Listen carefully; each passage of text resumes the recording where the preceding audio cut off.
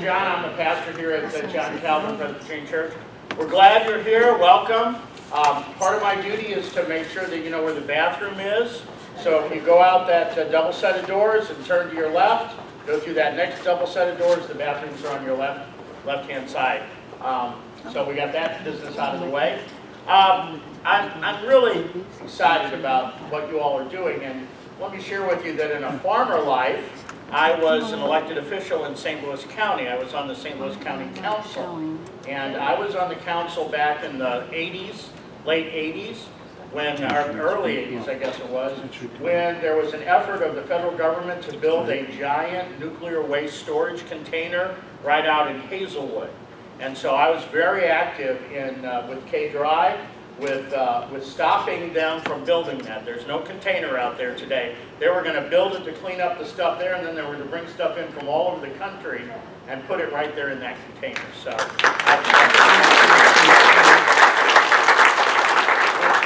we didn't do quite as good a job with Coldwater Creek, but we at least got the bunker stopped. And so I know how important it is to get citizens together and rally together on these issues to continue to put pressure on government and business to do the right thing. And so I applaud you all for your efforts. And let me take that hat off and put my religious hat on and say that as I study the New Testament and I read about Jesus, when there was an injustice going on, he didn't just sit back. He got out and let everybody know what he felt about it, and he said things to try to bring about change. And so I think that's an important thing that you all need to keep doing, is telling people how you feel about it and doing things to bring about change. So with that, let me lead you in a prayer. Holy God, we thank you that you give us the ability to express our opinions. You've given us the minds to reason, to know what's right and what's wrong. And so, Holy God, use our abilities this night as we study and talk about this important issue and how it affects the environment that you've given us charge over, how it affects our brothers and sisters whom you've given us the opportunity to be with and to share life with. So, Holy God, guide and direct us that we would continue to be a voice for what is right. In Christ's name we pray. Amen. Thank you all and welcome. Thank you, Pastor John. Still having a little technical difficulty back here, sorry. Okay, well then maybe we can start off by saying, you guys know that we're all in a new place here. We called this emergency meeting because there were some developments over the past week at the Westlake Landfill and also with the Coldwater Creek. We're going to talk a little bit about that later in the evening. Andrea Hubling from the Coldwater Creek administrators is here tonight to talk to us about that. I think you all have heard that they have found radioactive contamination in some of the parks, one in Hazelwood, one in Florissant, and now they have found some contamination in residents' backyards. So we're going to go over that a little bit and hear some updates on the health maps, and Dawn's going to talk to us about the fire. I think Matt Babanchi is here and Mark Dietrich is here. So there's a lot of people in the house tonight, and hopefully we can get some things covered and answered and figure out what we're going to do. So while we're still trying to get this to come up, are there any elected officials here tonight that would like to be recognized? If so, please stand up. Gary Grimmer, City of Bridgeton, Ward 2.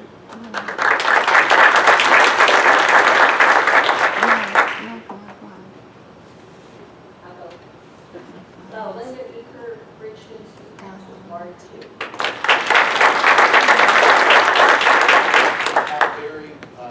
Congressional candidate in Go find ads because Behind you. Amy? Amy Felker, St. Anne, Ward 2. Randy Hines, City of Bridgeton, Councilman, Ward 3.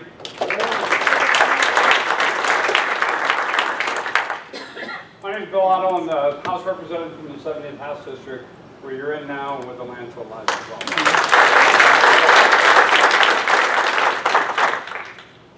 Anyone else over here? Okay, I also would like to thank, we have a representative from SSM Health here tonight with us. I don't see anyone from the Pattonville School District. If I am overlooking you, please let me know. Okay. Assistant Fire Chief Matt Levanchi, like I said, is here tonight, and so is St. Louis County Emergency Management Mark Deep. Yeah, I'd start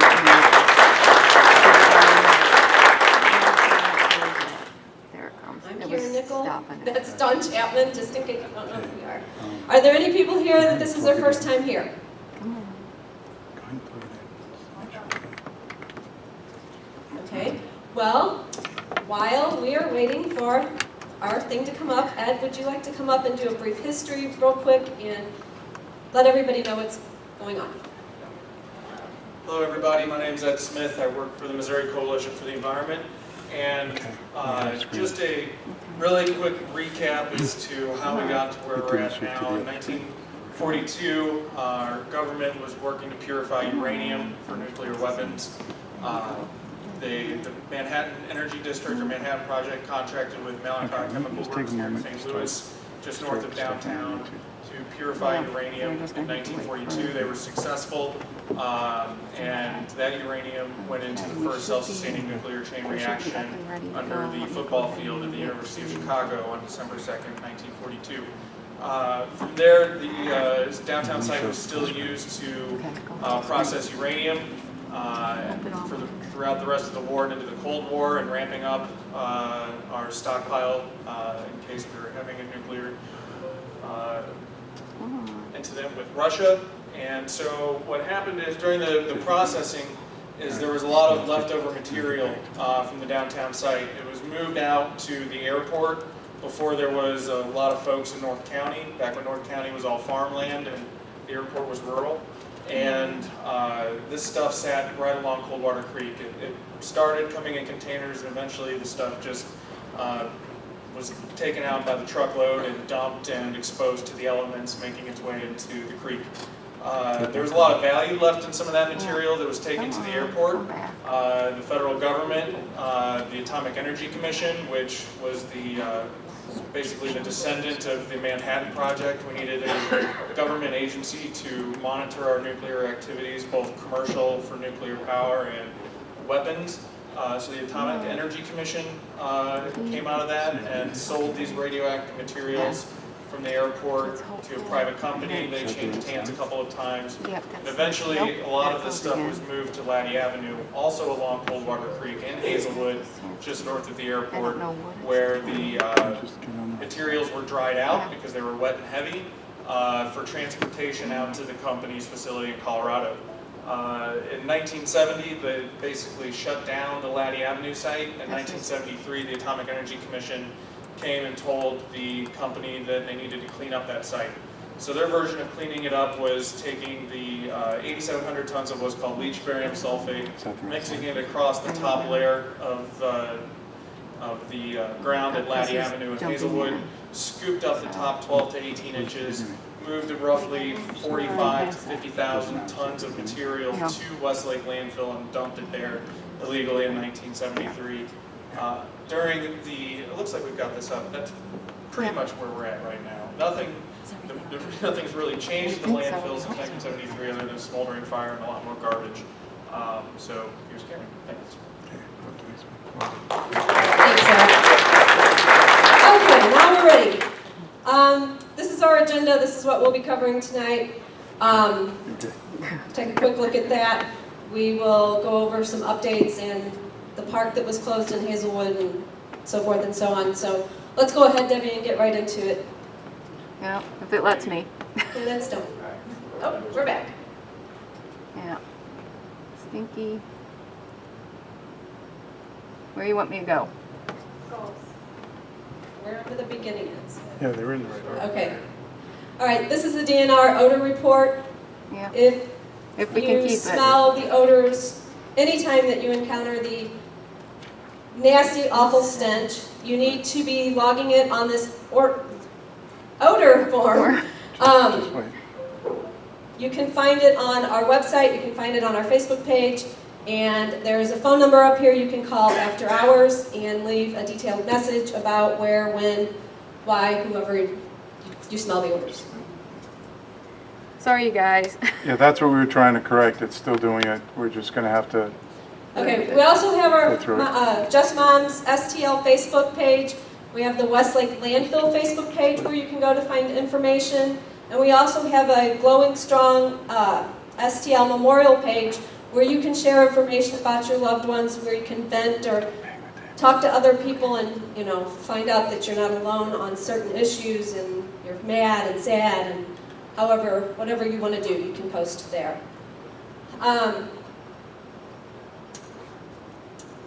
So I think most of you might have heard about the closing of St. Anne Park. There was a FUSREP meeting last Thursday. A lot of you attended that. And at that time, the city of Hazelwood had decided that they were not going to close the park during remediation. And that didn't set real well with some of our moms in our area out here. So Friday morning, they got up and they went out and did a very informational protest in front of the Hazelwood Government Center. And they displayed their signs, they were respectful, and they wanted to get their message across that they didn't want children playing in that park while it is being remediated. The next Saturday and I think Sunday, they took petitions and they went door to door. They asked for signatures to get this park closed. They were also passing out information about this meeting tonight so that we could get some of those from North County out in this area to become educated and know what's happening with the Westlake Landfill. This park was pretty, it hit me pretty personally because that's the park that I grew up in. I lived in the subdivision where they're now testing, getting ready to test homes. They've tested backyards and have found contaminated waste, and eventually they will be testing homes in the area that run along the banks of Coldwater Creek. And this is very important because you have to make some noise sometimes. And I'm going to tell you what Lois Gibbs said, and I want you to think about it. Polite people get poisoned. Okay? If you're going to sit back and you're going to think someone else is going to go out there for you and do this, they're not. We need all of you. Every person in this room needs to be hands on deck. I'm not trying to sound mean or anything, but this is a group effort. The contamination in Coldwater Creek, in North County, at Westlake, we are one big poison place. And so we need to get this cleaned up, and we need to get it done quickly, and we need to educate others. I don't know how many people that the moms told us about that they went to their houses close to St. Anne Park, and these people had no idea what was going on. So we really need to become educated enough so that we can go out, all of us, and let people know what's happening in their neighborhoods. Okay. Dr. Kahn, St. Louis County Health Department, he's the director of the St. Louis County Health Department, was at the meeting on Thursday. He spoke. He had an excellent presentation, and we have thank you cards in the back. They're postcards. We would like for all of you to, Megan's back there and Gail, we would like for all of you to stop by and fill out one of those postcards. He's working really hard for this community, and let's show him how much we support him. Sometime next week, we are going to take some cupcakes and cookies to the city of Hazelwood. We are very, very, very happy and excited that Hazelwood took this serious enough to do what was best for our children.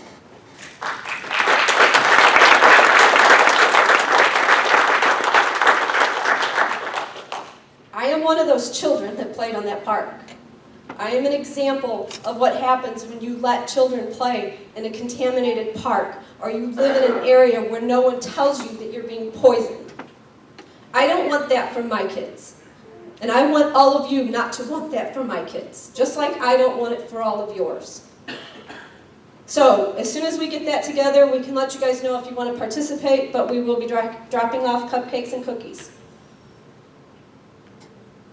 On Thursday night at Bridgeton Library, the moms are going to host a canvassing session where you can come and learn how to knock on doors and educate people, and we can work together and get some maps together of neighborhoods, and we can get out into not only this area in Westlake, but out to North County and get those people out there educated enough to know what's happening.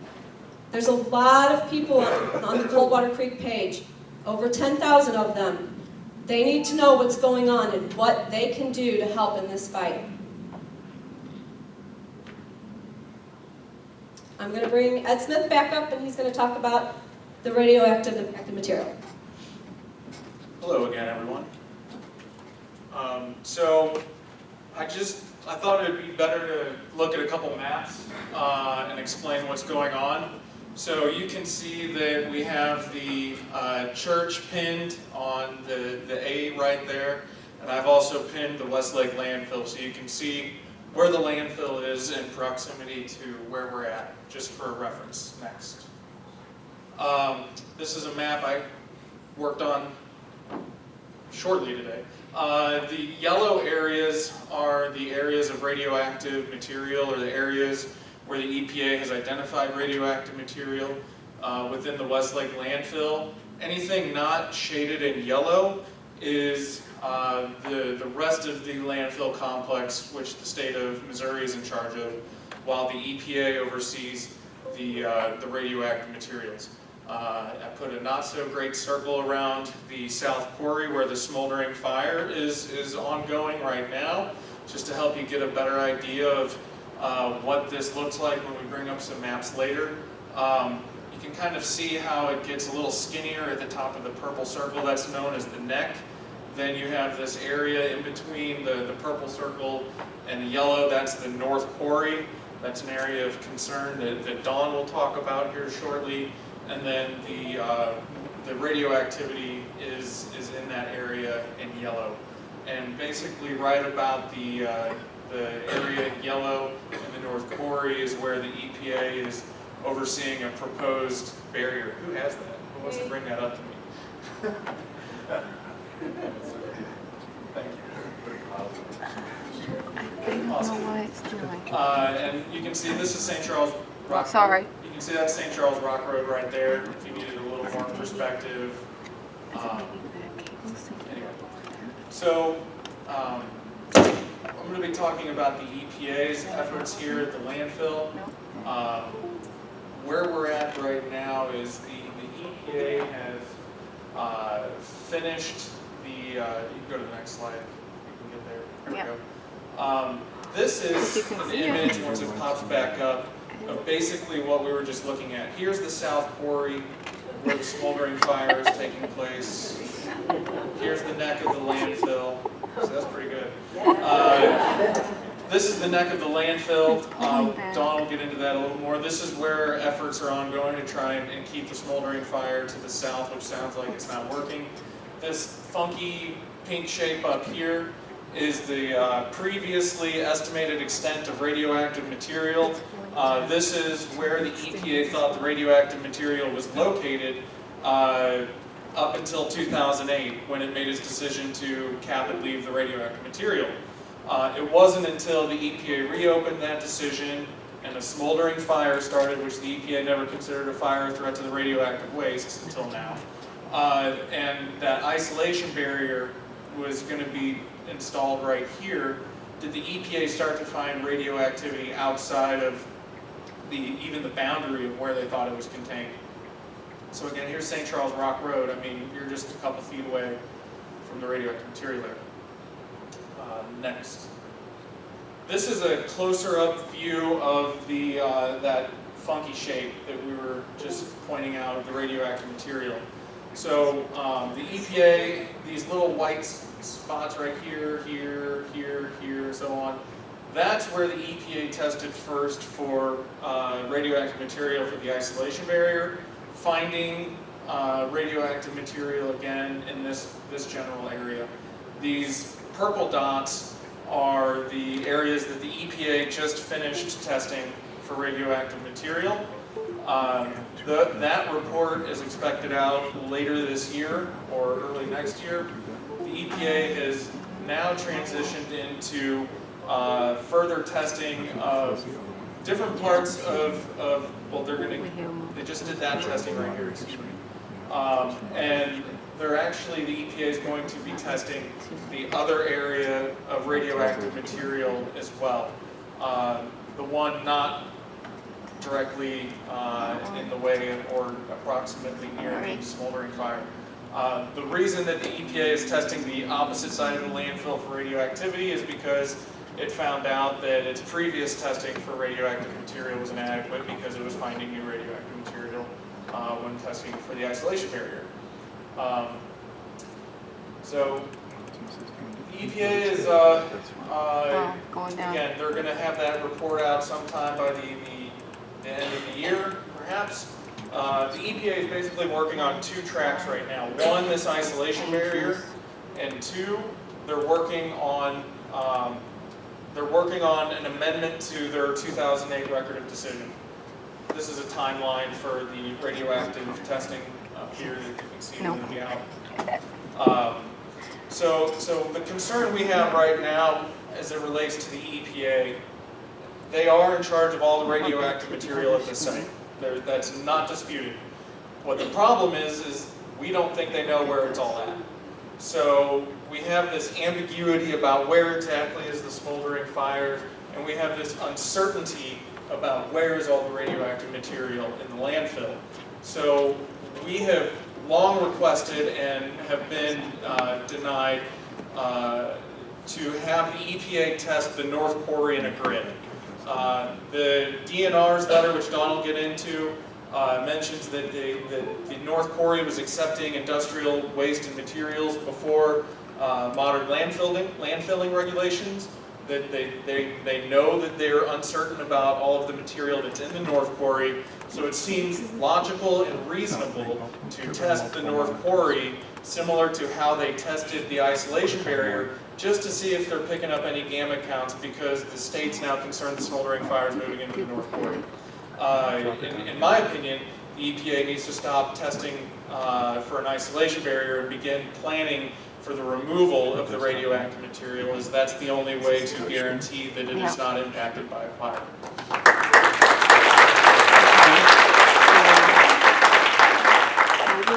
And I'm pretty sure I'm finished. I don't know for sure. Yeah, but it's one quick question. Yeah, quite a while back, Only display on one. BMAC was Only tested, display on one. and I was it trying. seemed like every foot of that entire area was tested. Why are they not testing the entire North Quarry? You gotta fix that one. It's just like look at Only display on one. Yeah, well, the concern for the North Quarry is that it's likely that the radioactivity they flew the airplane over Westlake. They It's not didn't okay. pick up any radioactive signatures there, but there's diminishing returns with that type of testing. I think it only went down something like 6 or 12 inches with diminishing returns. There's currently a cap over parts of the North Quarry. Parts of it are uncapped. What we're asking for is a deep penetration into the landfill to know if the smoldering fire does advance there, whether or not there's radioactive material there. So basically like taking a toothpick into a cake to seeing if it's done. That's what we want. We want that test, the gamma cone penetration test that was used for the isolation barrier, to make sure that in a grid fashion that the North Quarry is free of radioactive material.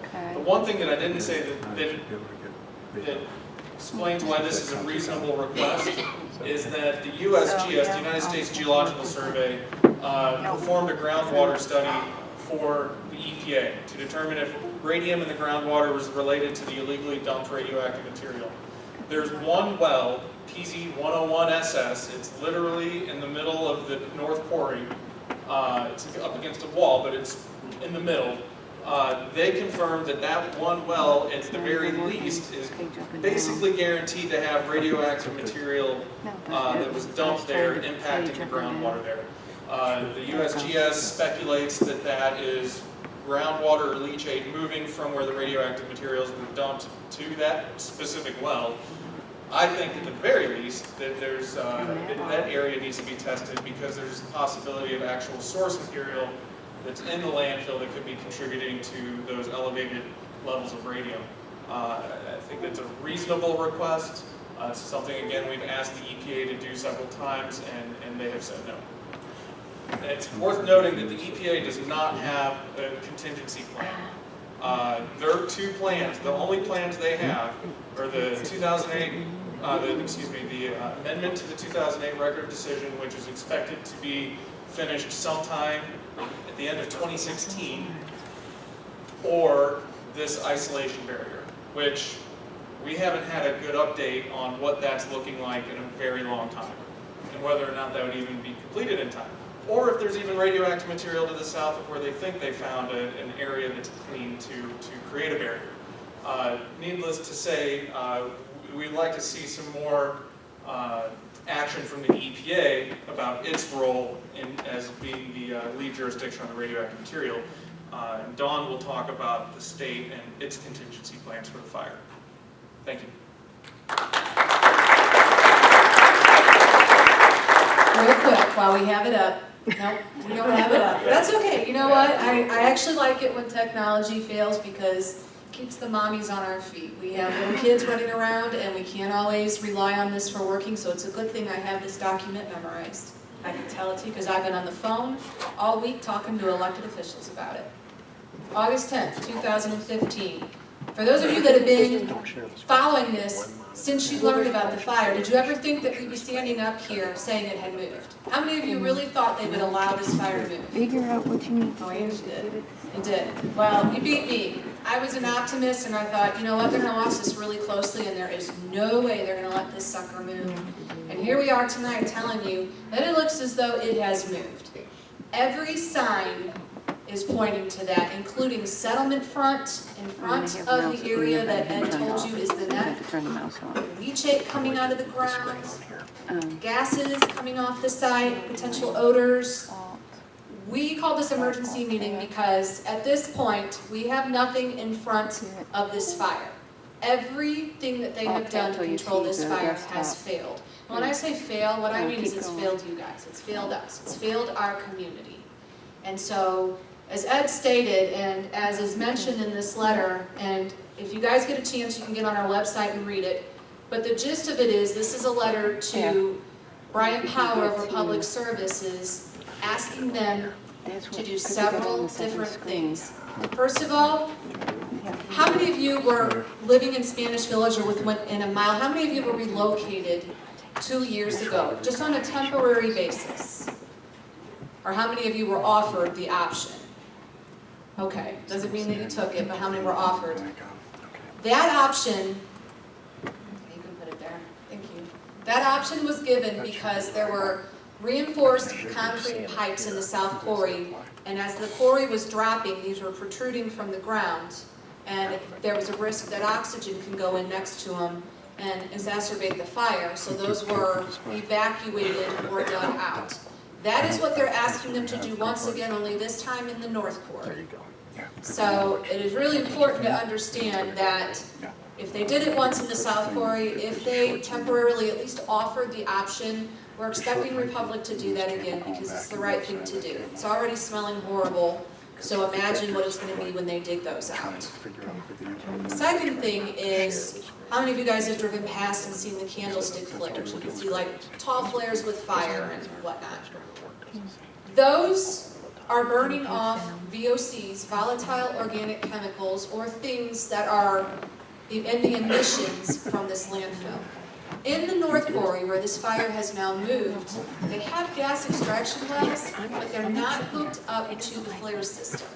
Okay, so there is no way to suck out what's being emitted in the burning in the North Quarry and having it burned off. So that's the other thing that they're being asked to do. That big green cap kind of looks like it would be fun on a snowy day to sled down, although the landfill's not tall anymore, it's dropping.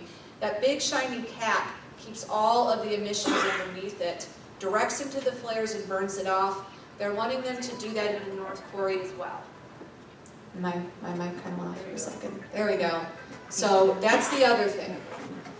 What Ed talked about in the timeline was really, really important, you guys, because we're a long way off right now, as EPA has said, for any kind of decision for the radioactive waste. So right now we're in limbo. Republic's been given 30 days to come up with some sort of plan to keep the fire from hitting the waste. What we're asking for, and what State Representative Bill Otto will get up and talk about shortly, is for the state to not give them the option of coming up with a plan.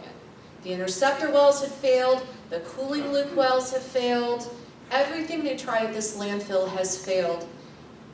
Were any of you at the meeting, gosh, that was like 2 summers ago at the cafeteria were any of you guys there where we, State Representative Otto set that meeting up where we were with DNR, they were on the big screens? Do you guys remember what fire expert Todd Ballhammer said? Do you remember what his recommendation was? He was very forceful and he recommended that they try and stop this fire in the neck area. He wanted to use inert gas, wasn't it, Matt? Inert gas. And that is one of the things now, 2 years later, now that the fire has moved, that the state of Missouri has finally asked Republic to do. So we're a little behind as the state of Missouri to some extent too. There's a lot of moving pieces here. The moms have been really busy trying to keep track of several different federal agencies, and DNR is one of them. So to make a long story short, you guys are all here because we need your help. We really need to figure out as a community what it is we want done. We are calling for a 1-mile voluntary buyout of residential. I say voluntary, meaning if you don't want to leave, you don't have to leave. That's fine. But what we are doing is, Karen and myself don't live within that mile. This is going to go. Karen and I do not live within that mile. And so what we're going to do is we have 2 team captains. We have Robin Daly, and then we have Kathy Bell, who are heading up, and they're kind of the ambassadors for Spanish Village and heading up the spoke on the wheel that deals with the buyout. So those 2 are who you want to see and meet with them on Thursday when we have our canvassing meeting. We're going to talk about that a little bit more. The other thing is we need you guys to call your elected officials. Angela Heabling, myself, and Karen were at a meeting. We were with all, well, Ann Wagner's office didn't show up, I will tell you that. But Congressman Clay, Senator McCaskill, and Senator Blunt's office, we sat down with them. We went over this. We went over some new information about off-site contamination at Westlake Landfill. And Kim Byzantine and Janelle Wright and Angela went over the presentation that if you guys were at the Thursday meeting in North County you heard, talking about the illnesses. I tell you that because the elected officials are fully caught up, guys. They know what's happening. We have educated them almost too much at this point. You know, we could go on and on and on every week and sitting in front of them and giving them update after update after update. But at this point, they don't need it. We had a meeting on Tuesday scheduled with Congressman Clay's office, and as a group, we decided to cancel that meeting because Congressman Clay himself was not going to be in on that meeting, and there's no reason at this point to talk to his aide. His aides have already been updated that if the congressman cares to attend himself, we'll be there, but otherwise, the next meeting we host needs to be with him. So that's where we are as a community.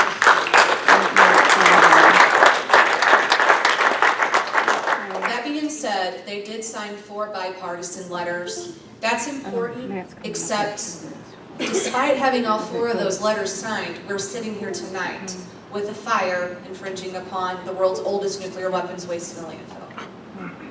Do we have the ability to put that interview up, or is that not gonna? Yeah. Is that not gonna play? It'll take a moment to set it up again.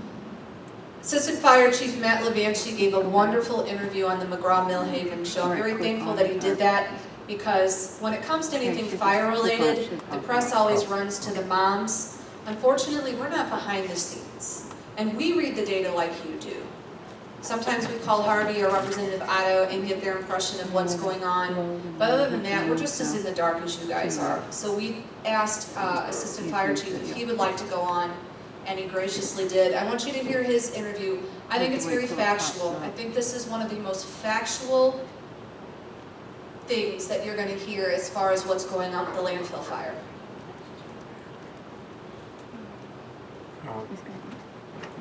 Okay, we did have all this queued up before we had the computer issues here. If it doesn't work, it doesn't work. Yeah, it'll just take a moment.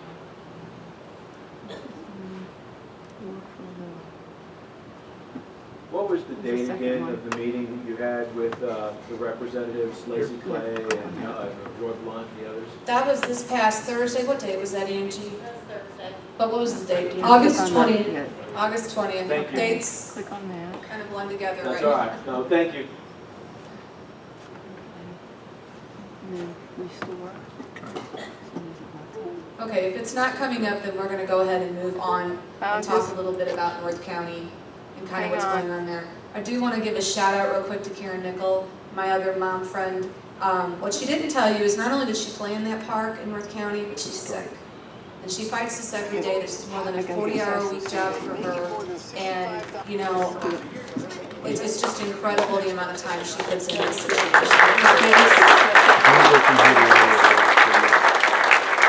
And for those of you that remember the photographs that were up earlier.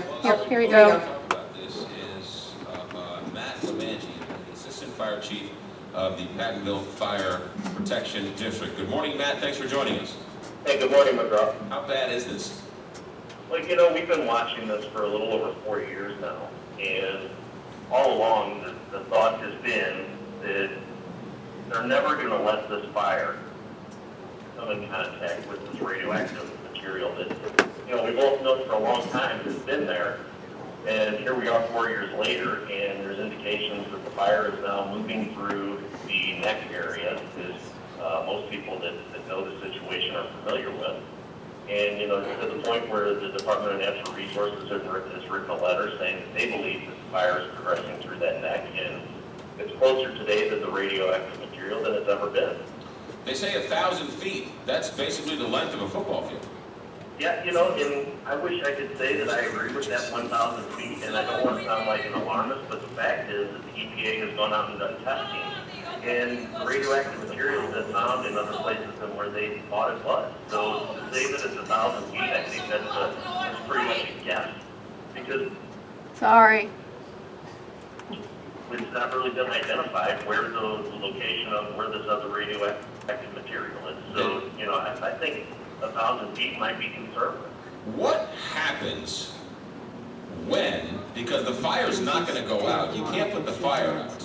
I guess you could, but no one wants to pay for it. What happens when the fire reaches the nuclear waste material? You know, I'm still of the opinion that that is not going to be allowed to happen. There are people that have the power to make this thing go away, so to speak. I mean, it's not going to go away. It's a figure of speech, but you know, I really believe that it is not going to be allowed to encounter the radioactive waste. And you know, maybe I'm an optimist, or you know, call me whatever it is, but I just really don't think that that's ever going to be allowed to happen with our elected officials. You know, I think they're finally realizing that, you know, some of the wordsmithing that's been going on for a while is maybe not truly the case. And this is a situation that's a lot more serious than anybody really ever gave it credit for over the past 4 years. But no one's taking credit, no one's taking responsibility, and no one's taking the lead. You talk to everybody, governors, senators, congressmen, public officials, Republic services. They all sort of say, oh, this one's looking at it, that one's looking at it, we're going to do another study. Who is in charge of this, and who ultimately do you think is going to step in and say, we need to shut it down now? Yeah, you know, my guess, your guess is as good as mine. Sorry, Wi-Fi. You know, I'm as extremely frustrated with this whole situation as anybody else. You know, nowhere else, anywhere in the state of Missouri or in the country would there be a fire that is burning that would just be allowed to continue burning. You know, it's a different story if it's not affecting anybody. But you've got, you know, residential area that's less than a quarter mile away. You've got all kinds of commercial areas, and not to mention that it's sitting right in the middle of the metropolitan St. Louis area. So it does impact the people on a daily basis. I know you don't want to be an alarmist, but you are the assistant fire chief of the area. What happens, and I know you just said you don't think it's going to happen, but what happens if the fire reaches the nuclear material? You know, there's a possibility, the potential of radioactive material to be carried away by the result of the smoldering or the combustion event. We're talking about pieces of material at an atomic level, and they leach on to gas, smoke, anything like that. Even if the gas collection system on that site were to catch them in their system, take them to the flare system, it's scientific proof that you cannot destroy radioactive material by burning. So these emissions that would be taking place would be carrying potentially radioactive material and making them airborne and spreading them over the area, at least up in that Bridgeton area. And depending on how strong the wind is and what the current weather conditions are and everything else, at the time that happens, you're talking about a plume that potentially covers a much larger area than just that area right around the landfill. Are you, as a fire chief, getting your firefighters ready for what could happen? Are you testing for this? Are there any roles or models that you're using for this? Well, there's never been a case similar to this. There's been landfill fires across the country all the time. There's currently probably 7 or 8 in the United States burning right now. In fact, and the differences of this is that it's right next door to a landfill that contains radioactive material. And this is the first of its kind. And, and the answer to your question is yes. I'm actually doing a refresher class this week with the firefighters at Pattonville to bring them up to speed on what's changed over the last 6 to 8 months, what has changed since the beginning, the inception of our involvement in this. And, things have changed a lot. And just the makeup of the landfill, if you drive by and look at it, you can see that it looks nothing like it did 4 years ago when this fire was first reported to the fire department. Matt Lavacci is the assistant fire chief of the Pattonville Fire Protection District. I just don't understand. We have a burning landfill next to a nuclear toxic waste dump, and just people are like, so what did the Cardinals do last night? I mean, it's baffling to me that this continues to be a non-story in the St. Louis metropolitan area. I think that's enough. I completely understand it. It's almost like how long you bang your head against the wall before somebody actually realizes there's a problem. Yeah. Good job, Matt.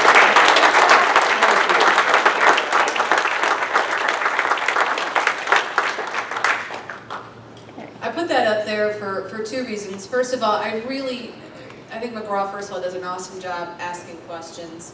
But that was a really great interview, and that was very factual. It was very much what you could see happen. But the other reason is I wanted you guys to know that these guys do have your back. This is our fire protection district. This is Mark Dietrich, and that there are people behind the scenes that do care. Because right now you do feel like you're beating your head against the wall. I know I do. There are people that care and that are willing to fight. And the third reason is because now that this fire has moved, we're looking at a new timetable for what we're experiencing as a community. We've already been through a lot with the smells and the odors. The odor was so bad last night.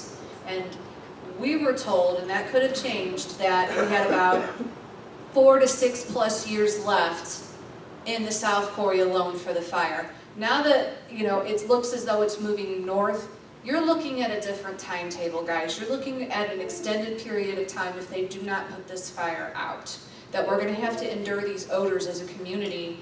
And I think everybody in this room who's part of this community knows that we want to save this community. We want to save this community. Karen and I live about 2 miles south. Karen's a little bit less than that. Those that live on top of this site, yeah, they need to be allowed to go. But those of us that don't, we would like to raise our kids here. I would like for my children to graduate from Pattonville High School. I would like to be able to go to restaurants and shop and not be assaulted by this odor. And I use the word assault because that's pretty much what it's like. When you're out with your 3 young children and all of a sudden it just assaults you, it hits you in the face. It's awful. So there's that. Thank you, Assistant Fire Chief Matt Levanchi. Before I get Representative Otto up here, I want to bring Angie up real quick. Do you mind? Do you mind? This is Angela Heabling from the Coldwater Creek Just the Facts group. I want to explain a little, Angie. I don't know if you can show them what's going on here, but I kind of want you to give them a rundown. All right.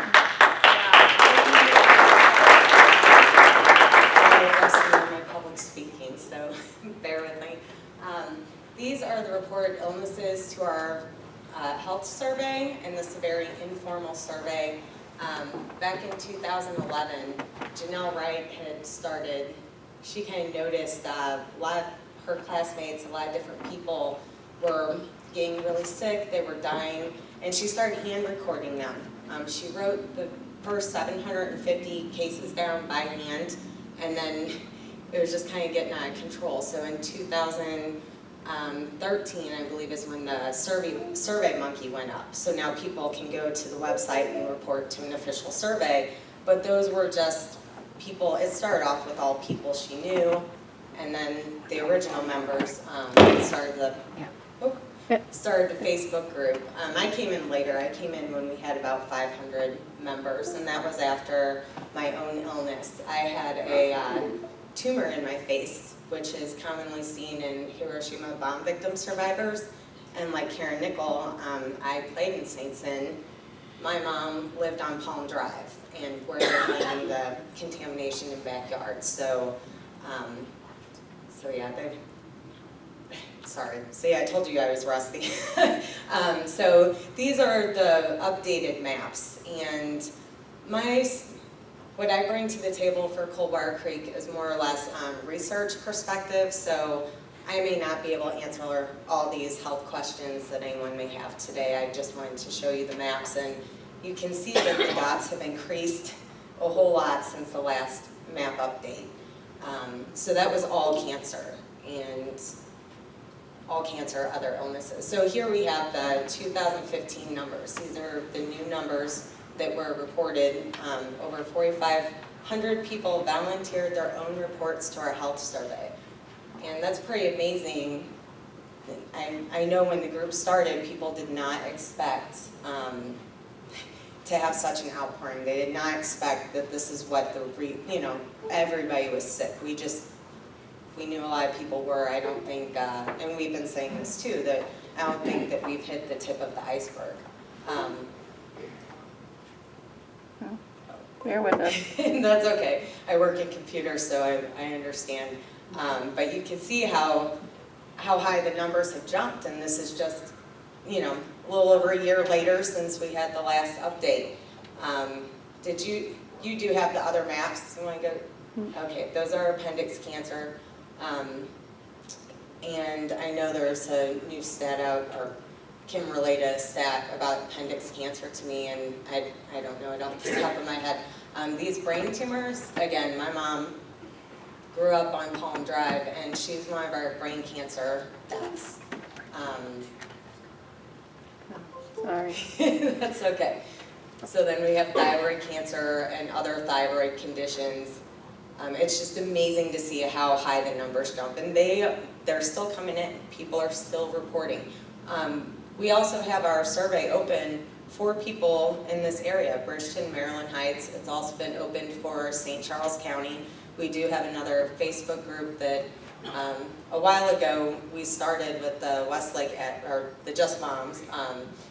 So we started that with them for Weldon Spring area, because we know that materials from downtown also went out to Weldon Spring. I mean, this is this is one big mess from downtown to Weldon Spring. You have 5 nuclear waste sites from the Manhattan Project. So we wanted to open our survey to them as well. That we've been focused on Westlake, we've been focused on Coldwater Creek, so we really haven't explored St. Charles area yet, but it's there if they want to come forward.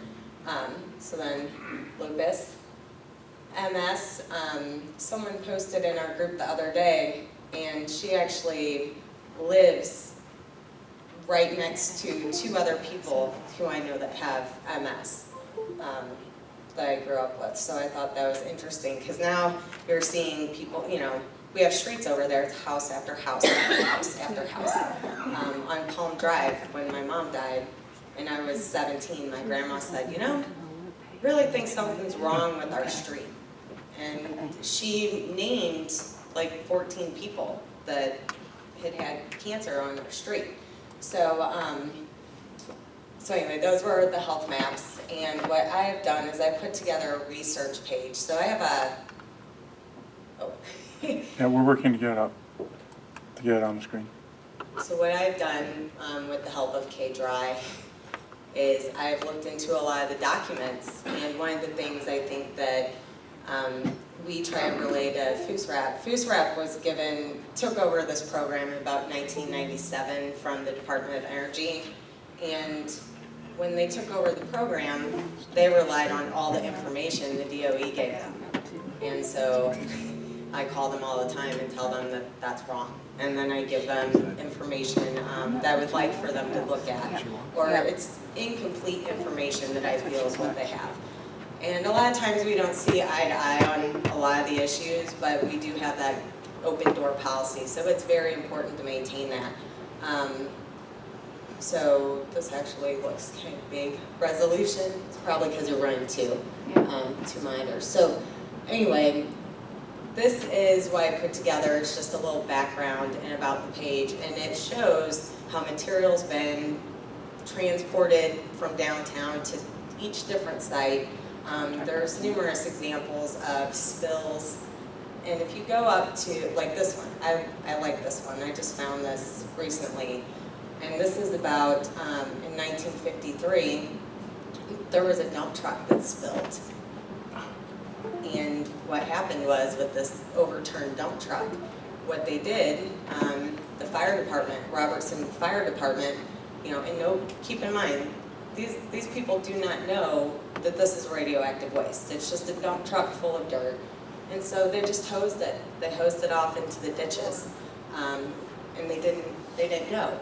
So when, you know, a lot of people come back and say, oh, you can't be sick just because of the creek, and now we're starting to find, you know what, you're right, we can't. And here's all the examples of what else happened here. So one of the things, I know that we're going to be doing a lot of community outreach. One of the things, here's also numerous examples of materials used in fill in construction. And we have more of these. The page was just starting to get really long. So I hope to one day create a database to store all these in. But one of the things that I think is important for all of our communities is to learn the history of St. Louis's development in atomic weapons.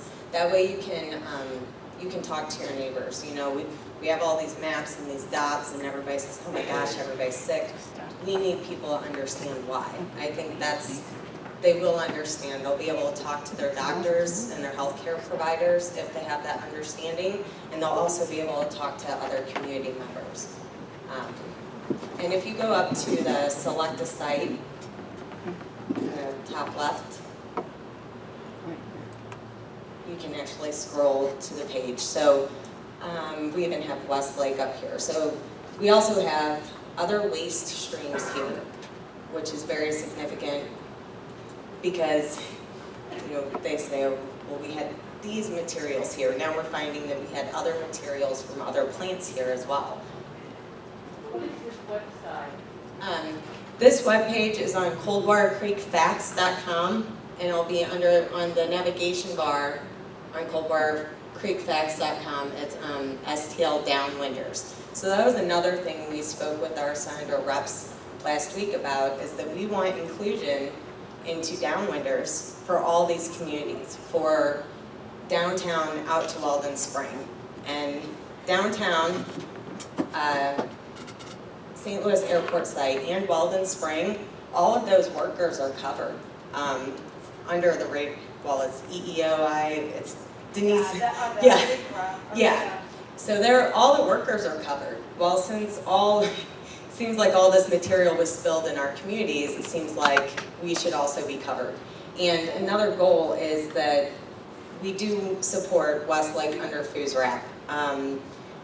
There will be no site left behind. It's going to take a long time. It may not even happen in our lifetimes, you know. So I do want to, before I stop speaking, I do want to thank Carl Chappell. Carl Chappell did a lot of work behind the scenes last week and also with our city leaders. And I also wanted to thank everyone that got out and talked to the community. I really think that that's important. I know as Karen said that, you know, there's we do have a lot of people in our group. A lot of people don't know. I want to mention that on our group, we do have about close to 11,000 people. A lot of times you don't see people talking because a lot of people are involved in lawsuits and they cannot. They can be a member, they cannot comment, they cannot like, but then we have entire community that they're not on the internet or they're not on Facebook. So it is important to do those, the community outreach. So we really appreciate you guys getting out and knocking doors. And another thing I wanted to say about FOOSRAP is that FOOSRAP is testing the length of the creek, basically. So FOOSRAP, these tests are a result of us, the whole community, everyone included, asking 4 years ago, you need to test beyond your zone of concern. And it was a long battle, but we got them to do it. And right now they're doing what we ask. I know we have some, we're concerned about some of the levels that are being tested, but we'll get to that in due time. And so you will be seeing them a lot. You will be seeing them in parks. You will be seeing them on other streets. Right now they're testing Reach A. Soon they will be testing Reach B, and then they'll finally get to C. But it will take a very long time.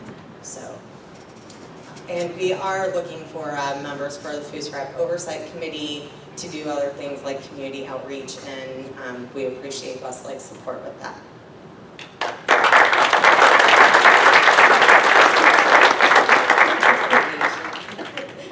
Thanks, Angie. Right now we want to call up State Representative Bill Otto.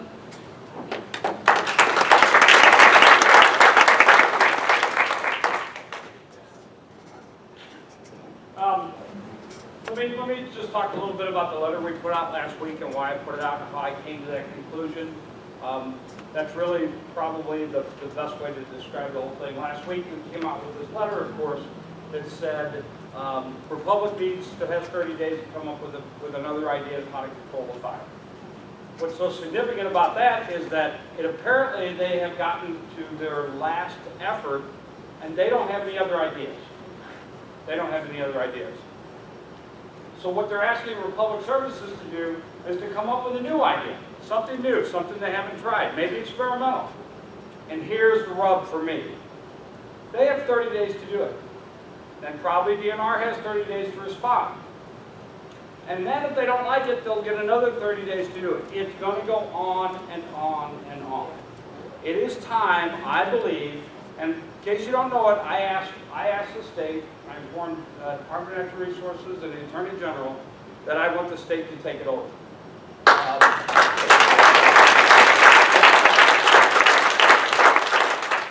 I will tell you, I don't know what that mechanism looks like. I have no idea. The state, the one thing that they corrected me on, because I had talked to Matt, there could be huge impacts on the Pattonville Fire District, financially, tactically, and all this. But the one thing that I was reminded of right away is the state doesn't have a fire department. They don't. They have nobody to send up there. So all the state could do, as far as the fire is concerned, is to provide money and potential resources, but they have to trust the guys in uniform to know what to do. So initially I was going to put out there something that it's going to overtax Pattonville Fire Department, and then I was warned not to say it, because that's a concern we have in the community, because if Pattonville can't handle it, well, we don't know anybody that can. That's all there is to it.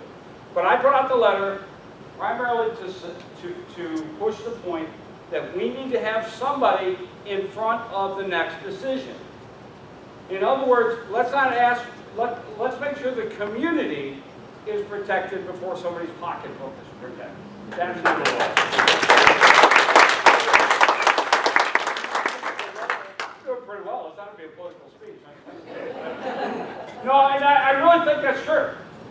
That's true. And Republic Services, it's not even a matter of trust. I won't go that far, but I will tell you, Republic Services is protecting their money and their investments, okay? Whether or not, however judgment you put on that, it doesn't matter. It's not a matter of trust. It's a matter of ensuring that somebody is ahead of these proposals. I don't know what it's going to take to put the fire out, and I think sometimes that fire's got to be put out. But it also has somebody that will be between, that can speak publicly about what they're doing in a fire or what they're thinking about, because Republic won't do it. Republic does what they're sued to do. And understand, I can really get on my soapbox on this, they're getting your tax money to pick up your trash while they're over here ignoring your health. That's as soapy as I'll get. But I really think that's true. We need somebody that can look at the proposals, make decisions, maybe with them. I don't care how it looks, as long as somebody is looking at it and thinking whether or not it's a good proposal, a bad proposal, or whether we try it anyway, we don't care, while we're looking for another proposal. The inert gas is interesting, but I've heard a lot of concerns about it. All of these things, and I'm not going to get into the technical side of it because I don't know. We have people that do that sort of thing. But that's why I put it out. So I asked for state intervention, a state takeover, however that looks, and I have to sit down. I have to give some proposals, some ideas. I don't know if it takes a declaration from the governor. I don't know how that occurs, but I think the first thing to do was to say, it's not a matter of trust in Republic Services, but it is a matter of time and ensuring that the proposals that are put out there for the best interest of the community, not the best interest of the pocket. That's all there is to it. So we'll continue to move forward with it, try to see where it goes. Oh, one other point I'm trying to make, I'm trying to think of what I wrote on my notes. And my pen didn't work, so I used one of the little pencils back in there. I haven't used one of them little pencils in a while, people. We also need somebody that will be a little more upfront with what the EPA is saying and what the state or what whoever is going to handle a fire. Because there's two things here that could be done. If the EPA would get off their butt and move the radioactive waste out of this North Quarry, if they do whatever it takes, then the fire probably could be looked at in another manner. Maybe it could be buried, maybe it could be, I don't know. But the radioactive waste impedes the ability to put the fire out, I'm certain. But somebody needs to be there to coordinate with EPA on the fire here instead of Republic Services, because right now I just think they're in the middle, and I don't think they're acting on our best interest. Yes, ma'am. Hi, I was wondering, the gentleman from Texas that was here. Falsheimer? Yeah. If the state does take over, Mark Cummins. Oh, sorry. Mark Cummins. Other Texas. If this is turned over to the state, will the state fund something like this gentleman? He knows what they're doing, or will it just be handled over to Matt? And Let me answer that. okay. And I just want to get this on the record because I've spoken with Mark Cummings and I know he's supported some of the things that I've had to say, and I know he supports this community. But the problem I have, and I'm not going to say that I have a problem with Mark, his technology is unproven. I met with Mark when he was in St. Louis, and I appreciate everything he said about this community because I feel the same way. A lot of times I can't say that because of people that say I can't say that, but I feel the same way. I've asked Mark Cummings multiple times, face-to-face, via email, several other communications, for documentation that shows that what he presented to this group works. I've yet to receive that, and that was 3 months ago. I know there are methods to extinguish this fire that are out there. And the problem is now that this fire has been allowed to advance so far, I don't know that it can be extinguished, but there are control measures that are available. We might not be able to put it out, but we may be able to hold it back. And, you know, I've seen the documents on that. Todd Valhammer is one of those persons that has been involved multiple times. And I don't want to say Mark's technology doesn't work. It works in coal mine fires, and he spoke about that. It's not been proven in landfill fires, and honestly, there's a big difference between a landfill fire and a coal mine fire. So I just want to address that because that's come up a lot of times, and I'm not going to say that it doesn't work. I need to see the proof that it will work. Because I don't want to make a situation worse by starting to put something out, because as everybody knows, there's going to be emissions and increased emissions from an attempt to extinguish. Same thing happens on a house fire. We go out, we put water on it, what happens to the smoke? It gets a lot bigger and a lot more. Well, I don't want to start that process with something that's not proven here, and now we're actually having to evacuate, not shelter in place, evacuate because we have a situation that we don't know what to do with now because we started something that wasn't the right method to do it. So does that help? So say in the best of all worlds, the state will give you, say the state gives the money or just. Okay, let me get something straight on funding. Yes. Republic Services can pay for this. Our taxpayers' money is not going to pay for this. It shouldn't have to. Republic Services is, do I need this? Republic Services. Yes. Oh, the camera lady says I need it. Republic Services is responsible for it. They have to pay for it anyway. All I'm saying is the state needs to be there to help make these decisions, push decisions for it, to get it in a quicker manner than it is. But it will not be borne by the taxpayers. It's their issue, their fire. Everything they've done hasn't worked up to this point. Enough's enough. Let's get somebody in there and we'll spend their money. Believe me, I can spend their money. Okay, so if the state would take over, then what would happen? I have to tell you, Do we have like a plan A, plan B, plan C? let me address that. I don't know what the mechanism will look like. Right, I don't I'm know. just saying if. But that's a big if. I would assume that we'll end up with people at a table trying to decide together what's in the best interest based upon proven fact and the ability to stop the fire, but maybe at the same time to push EPA to get the stuff out of there that's Well, then what, dangerous. I'm going to ask this, Matt, do we have things in place? Are we finding somebody who can maybe help us? Part of the problem, and the reason that the DNR sent that letter last week, is because there is no plan B right now. Plan A was to fortify or increase the pilot study, and you guys hear all these terms, and man, they're really good terms. But actions speak louder than words. So the pilot study was completed in July. They increased their cooling loops and the measures that they put in place, and when I say they, I talk about the landfill owner. They put those measures in place in July. Now it's the end of August, near the end of August, and nothing else has been requested to look into. How else do we handle this if this doesn't work? That's the basis of the letter that was sent. And just so everybody in this room knows, this has been going on for a long time. There's not something that happened immediately that prompted this letter. This has been going on for 8 months, and you guys have heard me for the last 6 months stand up here and say we have to watch TMP 14, 53R, 102. I've said it time and time again without saying, folks, the fire is moving, look at the data on this well. But I've said, look at these wells that I'm looking at, and you guys can draw the same conclusion I can. It's not rocket science to figure out that a fire is moving because temperatures go up, gas goes up, everything else.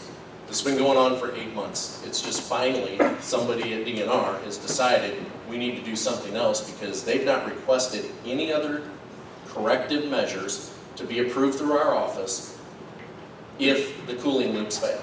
So that's the gist of the letter, and that's what that letter means. I've talked to MDNR several times. I've missed the last one. I have to confess, since we're in a church, I have to confess, there's been some issues with my family health, things like that. I've missed the last 2 Monday conference calls, but I have followed those conference calls up. I've not been sitting on the phone when the group is there, but I have talked to MDNR later in that day when I was able to get away and make that phone call. So one of the things I do want to make sure everybody in this room understands is there's not an emergency event that has happened at the landfill that prompted this letter. It means we want to see other options, and like Bill said, you have 30 days to reply. If we don't like it, we're going to take 30 days to reply and back and forth, and we're getting into a chainmail situation. But they're at least going on record to say that there's nothing else in the works to stop this thing from moving. So. Okay, hang on one second.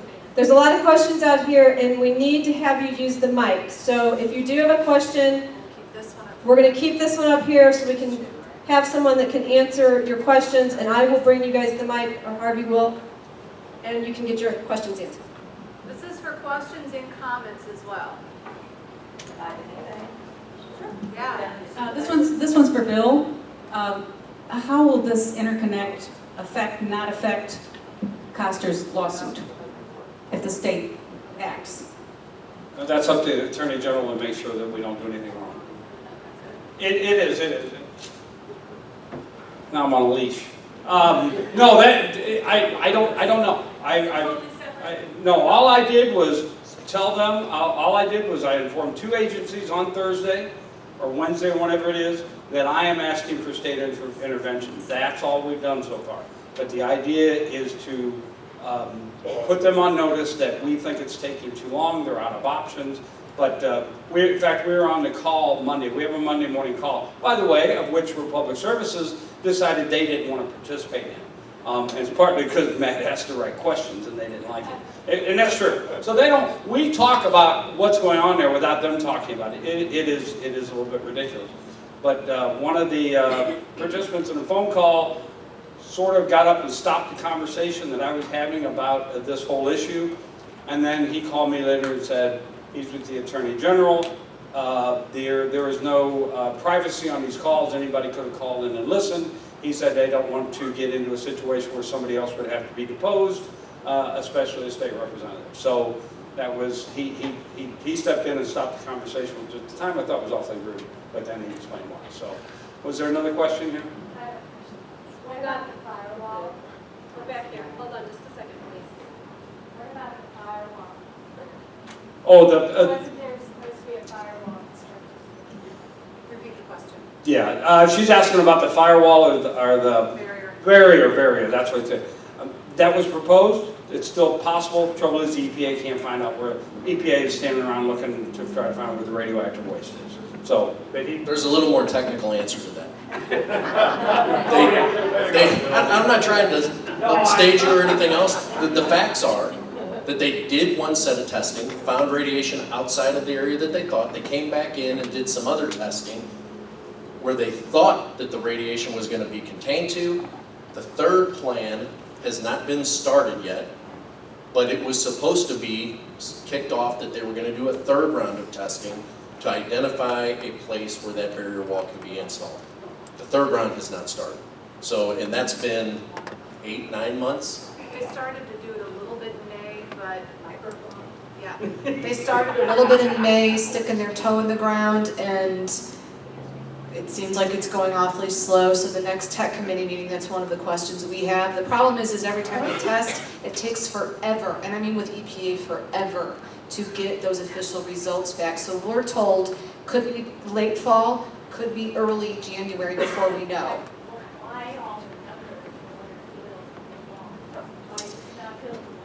Well, that's kind of what we're thinking about.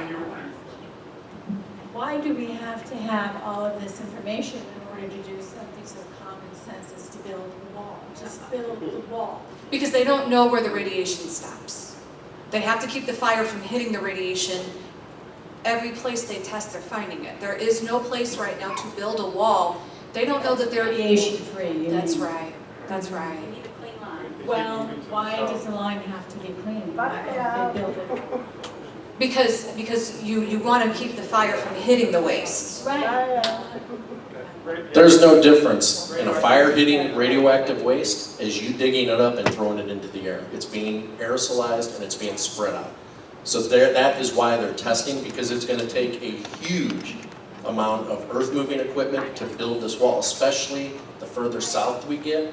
That's why they wanted to put it up in the North Quarry, actually to the Westlake area, because it was only 50 feet deep. Now we're in an area, from what I understand, you're at 150 to 200 feet deep, which means the wedge that they have to cut to put that wall in there just got a lot bigger.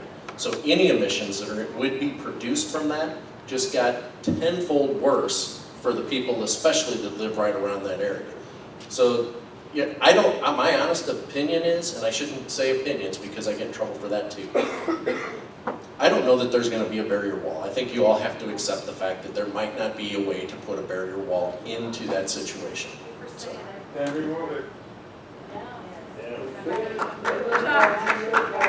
Chuck's next. Harvey? Chuck?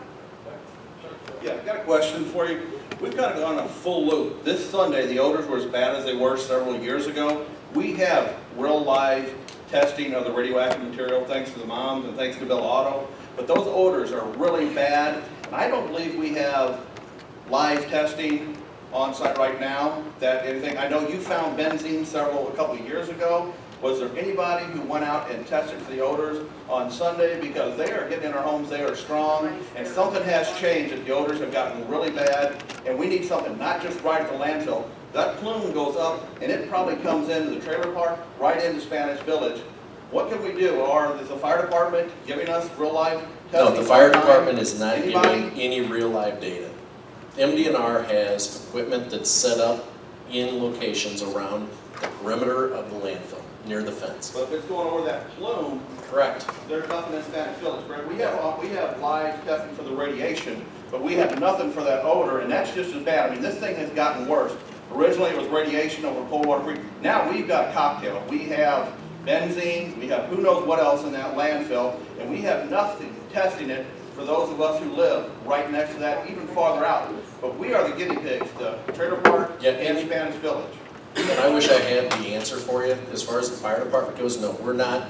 I know St. Louis County, and I don't think Mark can even answer to any of this. And I don't believe I saw anybody from St. Louis County Health. They're the ones who have the answer for that, because they back up MDNR. When there's an odor complaint, MDNR goes out and does testing. They use a nasal ranger, which is basically a trumpet you hold up to your nose and you smell. And they give it a rating based on 1 to 10 or 1 to 15, however that happens. But I've actually seen them out there doing it. I've seen them out there with their handheld Jerome meters and everything else. But as far as we locally are concerned, or is what we're doing, we're not part of that testing process. But I know St. Louis County does. Would that tell them there's benzene in it? Like no, the meter that they're using is giving them LELs and volatile organic compounds. It's the same meter that the fire department uses. It might not tell you specifically which one it is, but it'll tell you if it's at a dangerous level. So it'll tell you if it's an explosive level or if it's at a dangerous to human life and safety. Okay, I'm going to drive the poor film crew crazy because I'm going to go back over to this side. Anyone over here have a question? I'm just going to keep working across the room. Over on the end here.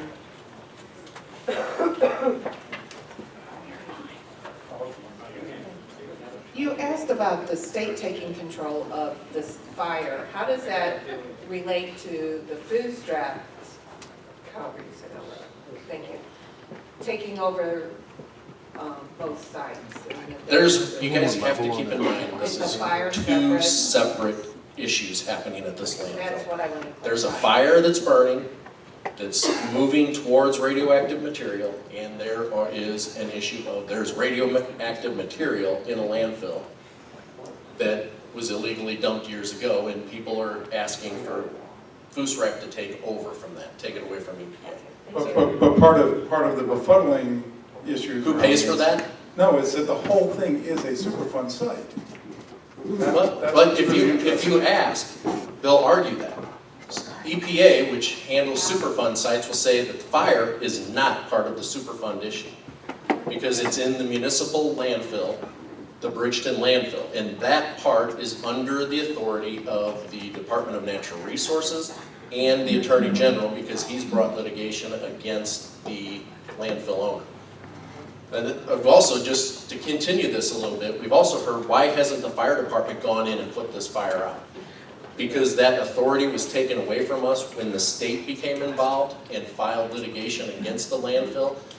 That's one reason. The other reason is, number two, we wouldn't begin to have the funding mechanism in place or even ask for help to even start a process that we can put that fire out.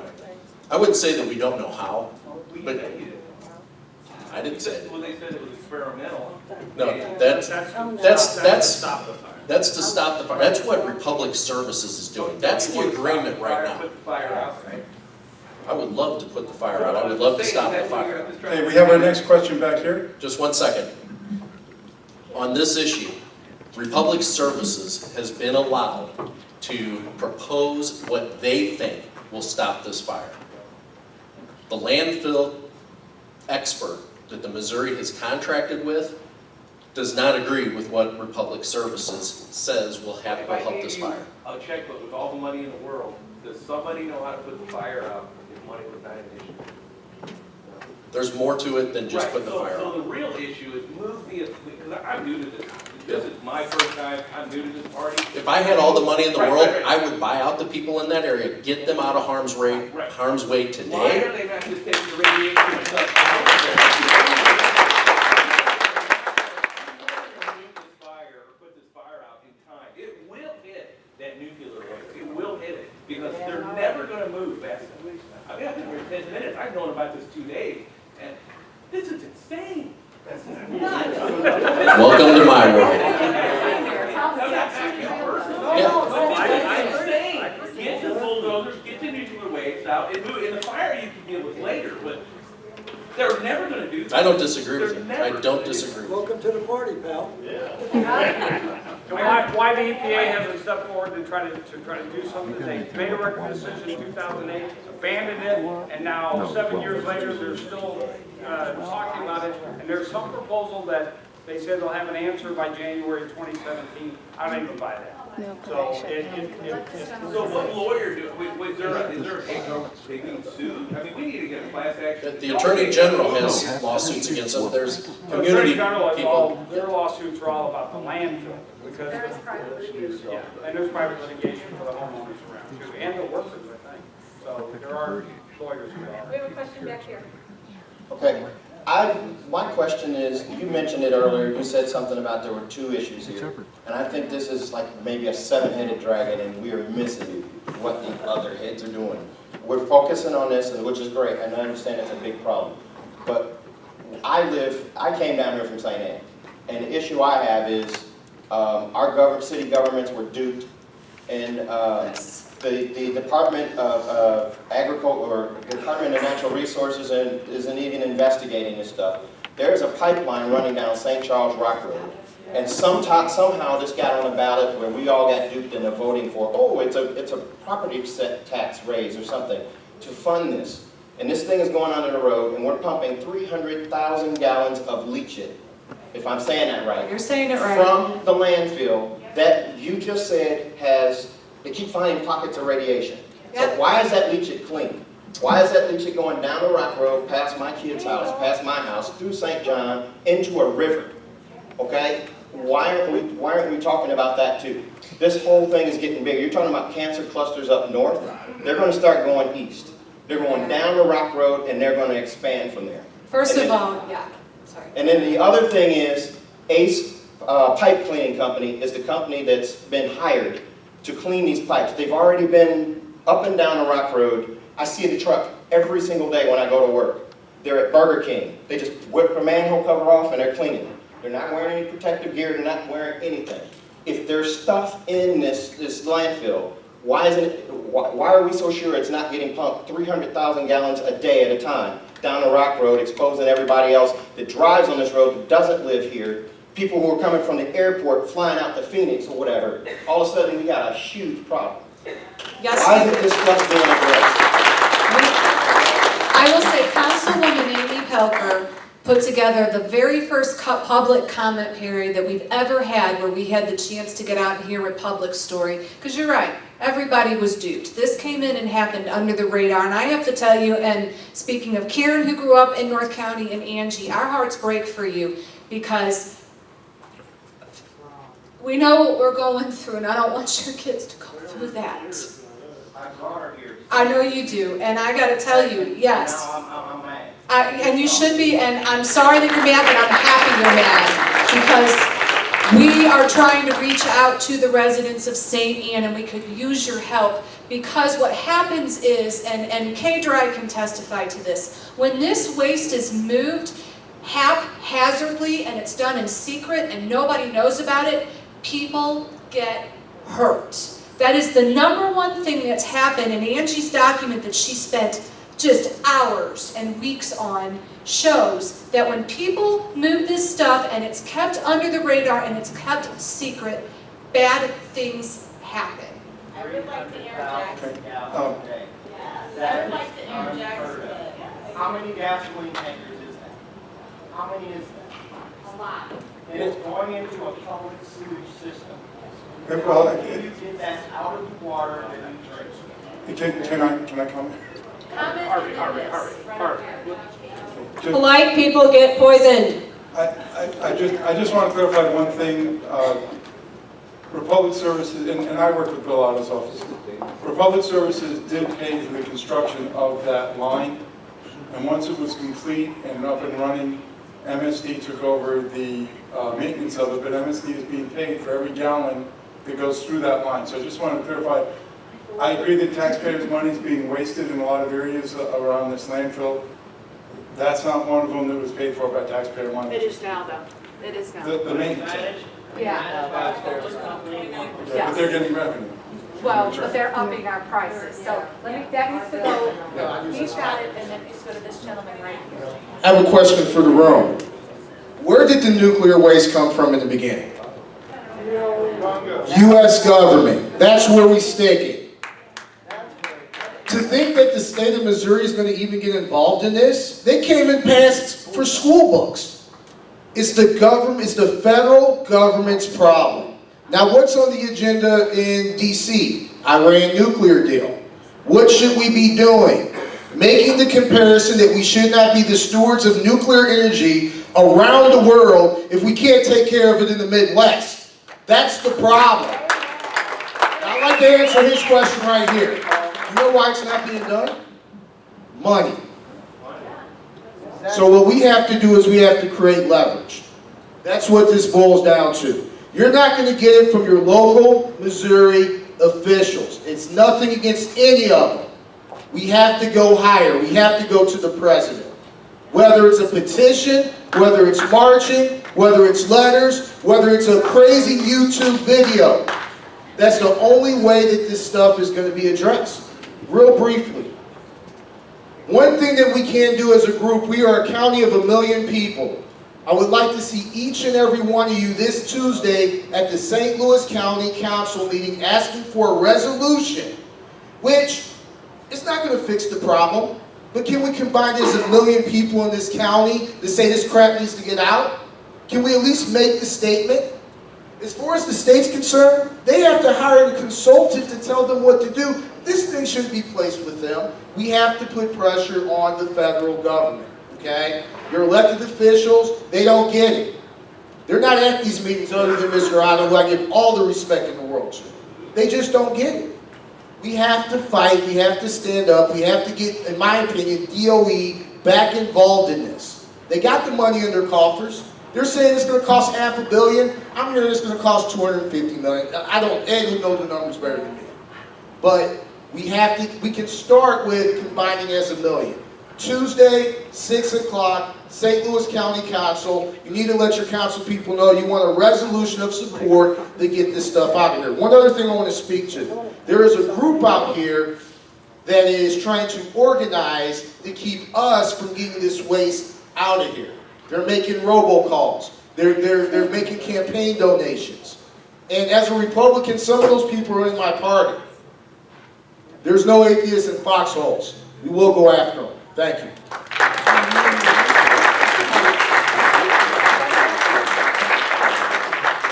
I'll make my comment really quick. When it comes down to it, I'll be the first one to say pardon my French tonight. But we need to light a fire, proverbially under someone's ass is what we need to do. Because nothing's getting done. The lawsuits filed by Coster, well, those will be still going when he's out of office. They'll be done in 8 years or more. Money's absolutely the issue. But the point is, we have to raise enough of a stink. Polite people get poisoned. So we have to light a fire under someone's ass. So a good place to start if you want as well, how about, since this is in Missouri's 1st district, why don't we light a fire under Lacey Clay's ass? Why don't we say this has been going on for how many decades?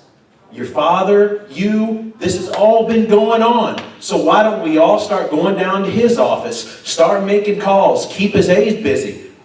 Keep the people who go get coffee busy. Keep them so busy answering the phones that they'll start focusing, instead of removing flags, they'll start focusing on removing this crap that's killing people. Thank you. We do talk about money, and I agree with that, but what I agree with more is the fact that we need all of you doing what we're doing. Fighting, calling, emailing, every single day. You get up, you brush your teeth, you get the phone, you call. Every day, every single day. All of them, all of our representatives, you call them. The Attorney General, you call him. The President, you call him. The Governor, you call him. You guys have to make these calls, and you guys have to get out there and fight for your kids. Yes, my name is Lisa Rigg. I lived in the Terracin mobile home park. I'm sick. Sick, hearing my voice. Okay, it's nodules. They started in my lungs. I've had a half of a lung removed. I need everybody, because I got nodules. I'm the 4th person in the mobile home park. There's 125 places to live, 1, 2, through 125. I'm the 4th person. 1 died. There's 3 of us left. We go all month long to doctors. I'm getting ready to get cut on in one side of my throat to find out if it's cancer. There's a lady who I wanted to go hold her hand while she died from pancreatic cancer just last week.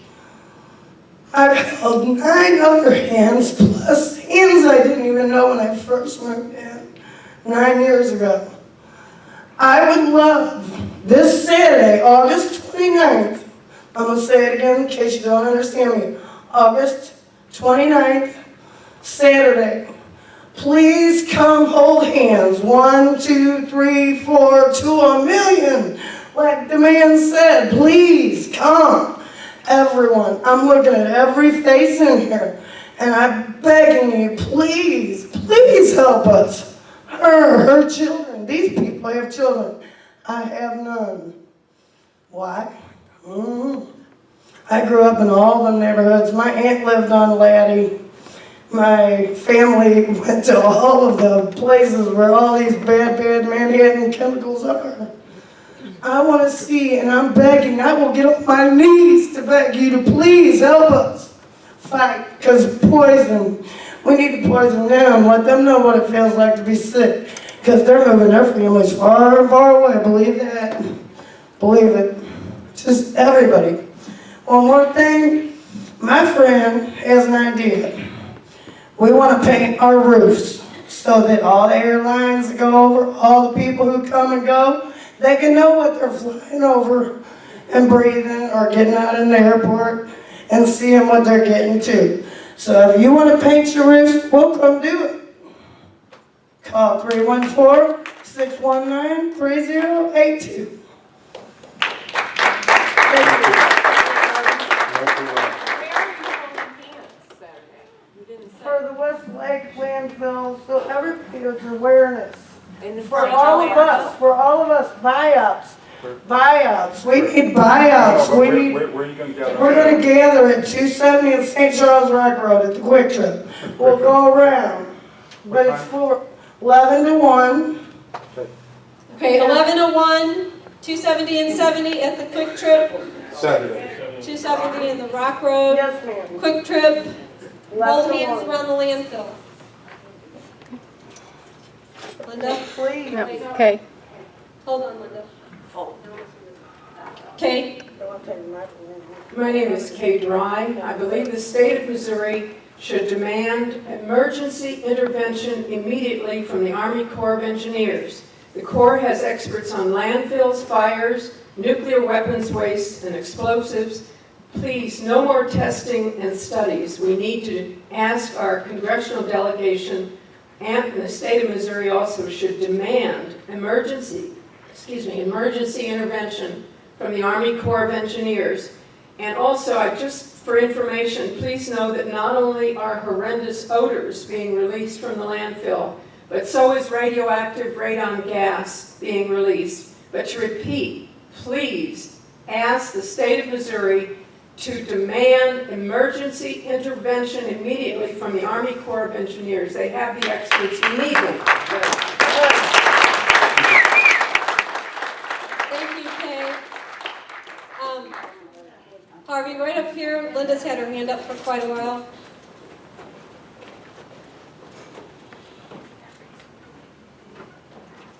My question's a little bit less dramatic than what's been said so far, but back to what Chuck was saying about the odors and living every day with it.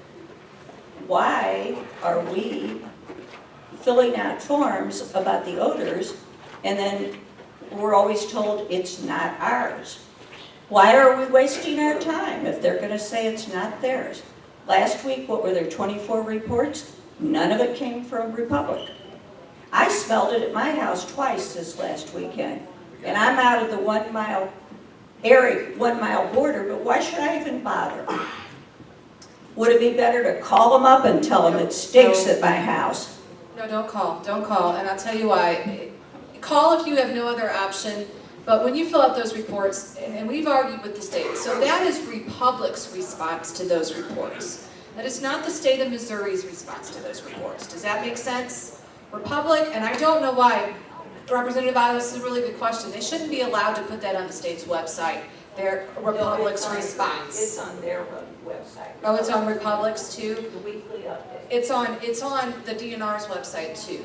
But we were told that the state has its own opinion of where those odors come from and to basically disregard that. That's Republic's opinion. So keep filling it out.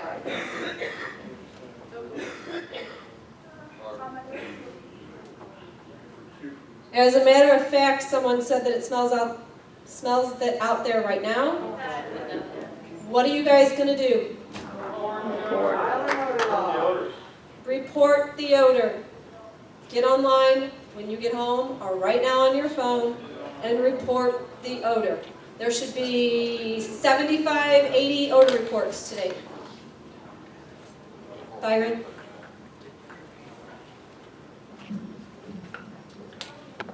Hi, my name is Byron DeLear.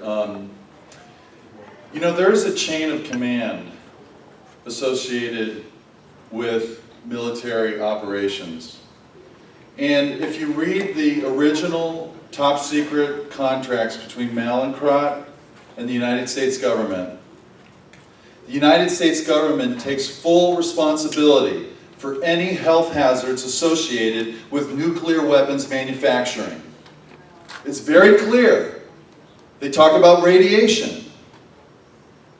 So for 42 years, this material has sat there in this landfill, just like Radioactive, just like the airport site.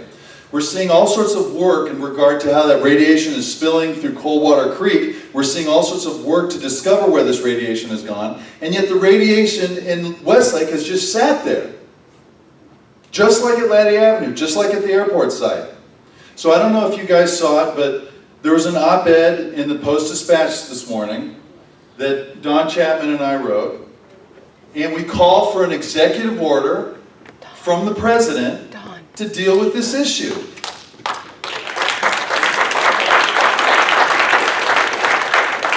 Why do we bring this to the desk of the Commander-in-Chief?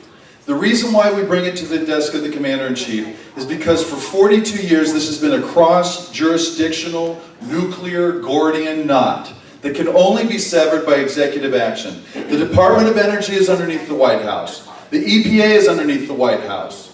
The Army Corps of Engineers is underneath the White House. You've got all this finger pointing and inaction going on, and we can't afford any more inaction. If everyone in here starts to amplify your voice, we will get remediation on this issue. Because this is a righteous cause, we are morally in the right place to demand that this material be cleaned up. St. Louis has paid an incredible price for our role in defending our nation. And the citizens that are nearby to this site are suffering because of the defense of our nation. That's why this issue should reside on the Commander-in-Chief's desk. We need an executive order to declare emergency action to remove this material immediately.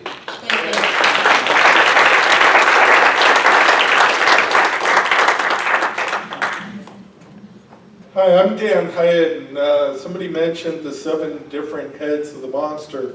And one of the heads of the monster that I never hear us talking about, it's not the smell of the sulfites that are deadly. It's the things that you cannot smell, you cannot taste, and you cannot see. It is that radiation that attaches to the particulates, and we don't know when it's coming out of there. And I don't think we have a good notification system. And we just started talking about if we have to evacuate in place, do we know how to secure our homes and our families and our persons so that we don't get contaminated unnecessarily? We're sitting here, they do have another site that's like this. They had a brush fire that hit that site. The firemen are all sick. We need to protect the people. We need to protect the firemen. We need to have some sort of plan. We need to deal with the issue at the landfill, but we also need to find out how to protect ourselves, because if that starts releasing radioactivity or other bad things they have in there, we need a plan. Do you have any comments on that? No, you're right on. I can't agree with you more. Okay. We're going to take one more question over here. It's about 20 after 8. This is our first visit here. We don't want to wear out our welcome. We are hoping this is going to be our home for a while, but we are not positive. So stay tuned for when the next meeting is going to be, because we haven't had a chance to figure that out yet. Hi, this is not a question. My name is Pauline Tullock. I live 1.5 miles from the waste dump. I don't see a solution here. We go test, test, test. Bridgeton needs to let its people go. Moses, let the Israelites out. There should be a buyout. That's it. Not staying. People assume we want to stay here. No. Some of us don't want to stay here. We want out. We're being told that Republic is afraid of that precedent being set, that if they buy out, they've got other landfill fires, although none next to the Manhattan Project waste, none like this site. But we were told that, they've been very honest behind the scenes that the reason they choose not to buy anyone out is because of the precedent. I agree with that. I think Angie's presentation and what you guys heard and the North County people in the room can testify to the fact that what happens when you're exposed to this, there's a human factor here, and I think because of what we're seeing in North County, we wait and we watch the pocketbook of the companies, we watch the agencies, the lawsuit, but what we forget about is the human suffering. That is real, and it's happening now, it's happening in North County, and we've seen what happens when humans don't come first. So that is why our group is saying for a voluntary buyout of within 1 mile. If you want to stay, stay, but if you want to be gone, you get to go, because there's nothing that should ever happen at this site from this point forward without doing that. You've sat through council meetings, I've sat through council, we've sat through council meetings where, some people said Republican was doing a great job. I've gone to City Hall and got a Secretary of Republic's doing a great job. Now, if Republicans like so much, then, they should have bought out a long time ago, and then they could spread their waste farther around. I mean, if they bought out the trailer park, then, they could have put waste there, and they could put waste at the Carolyn condos. They could have put it lots of places. Right. All right, we're going to wrap it up. I'd like to ask for that everyone please pick up your trash, make sure the area is all cleaned up. Don't forget to sign the postcards back there for Dr. Khan. We will get something out to let you know if and when we're going to do the cupcakes and cookies for Hazelwood. Don't forget about the canvassing session that's coming up on Thursday at 6 o'clock at the Bridgeton Library. We will be there. We will help you guys to figure out how to get the canvassing going, and we'll work together, and we'll figure all that stuff out together. There is a CAG meeting coming up in September. I don't know the exact date. Does anybody? Do you know the date? It's always second Monday. Second Monday in September is the next CAG meeting, and is it at? We do not have confirmed. Okay, so there is no confirmed meeting date yet, so stay tuned for that. St. Anne has a lot of events coming up, a lot of family events coming up. Amy, what do we have? Food trucks. Food trucks, there's something that's going to be at... The next food truck event isn't until, the next food truck event isn't until October 4th, because at the crossings at Northwest, on the 11th and 12th, we're having the Rock Road Barbecue. That's right, that's right. And there'll be a car show, I believe it's on Saturday. And then the following weekend, we will have a car show in St. Anne Park, along with a citywide garage sale. And on that Sunday, we have our parade in St. Anne Days on the 19th. We also were told And that... it's the 20th. Thank you, Amy. We were also told that the church here has a barbecue September 11th? And 12th. And 12th. 11th and 12th, right here. Barbecue, fun, a good time to come out and meet your neighbors, get acquainted with your community. Aaron, will you remind people when the canvassing training is? The canvassing training is this Thursday night, Bridgeton Library, 6 o'clock. Be there. Karen. Pastor John.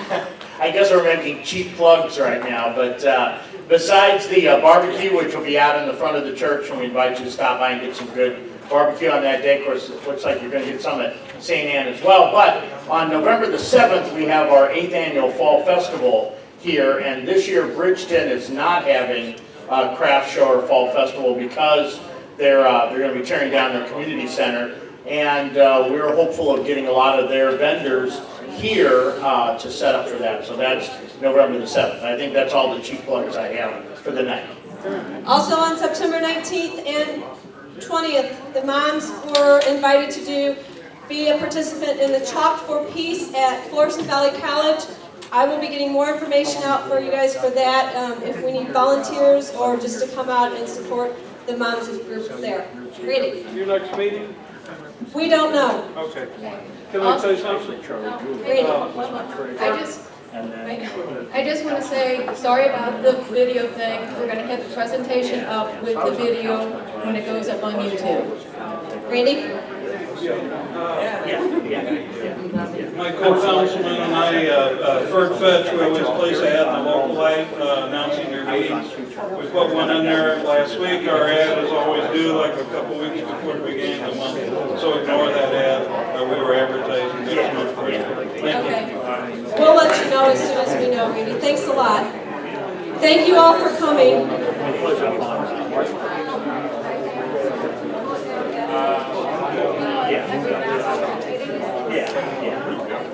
Yep. Small world. Oh, yeah. Small world.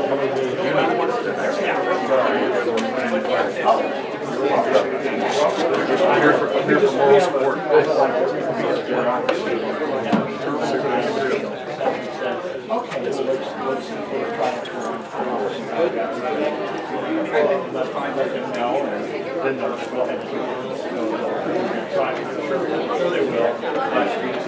Thank you, John. Good to see you. And we'll know something next couple of weeks. And I'm bringing it here. So is it all right to welcome with that computer, it's set up and it's working, don't touch it. Once you start doing that, it's a good work. All the settings. Well, see, I was in politics, so I know the power to make defense foundation. When you first came to me, it kind of brought back, I had flashbacks of the late 70s and early 80s.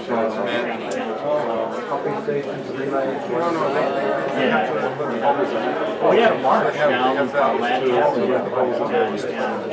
Yeah, and I'm really concerned that those aren't. But the thing that finally won was I got it made in this county watch. And it was like 89% building permits. And now it's supposed to go through suddenly it was staging. But a month after that vote was held county-wide, we got the notice that they were not going to. make it available to emergency management. Well, that would have been the other thing that I don't like about it is, And I have another one. They may take the same class to their 3 shifts. So yeah, would be nice. Well, let's talk about undisputed fact. Is the heat fund is entering the North Florida Public Services. So I will, I'm going to send out your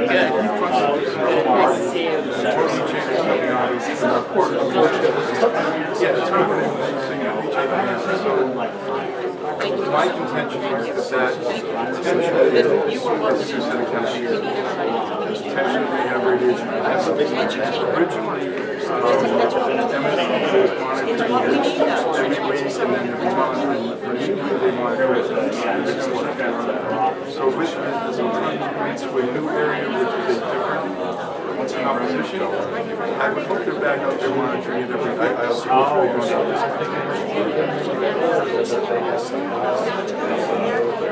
The only way that they know it's a violation is when they go back and do the quarterly testing. So I am going to call them. You're welcome to call them too and say, with the heat fund that's really not quarry, this is not a different chemical competition. Potentially a different chemical competition. So that's my concern. That's why we get around the chemical competition. I actually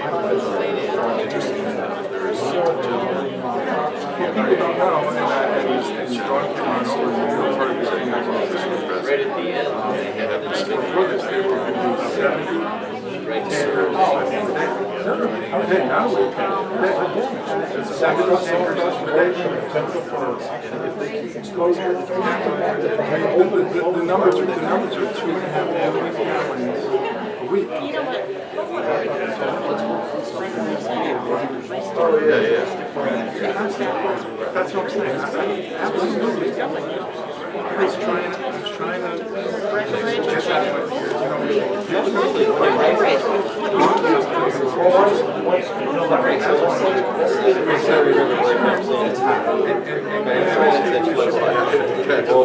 This water coming in from cold water treatment also backs up. It starts backfilling. So it's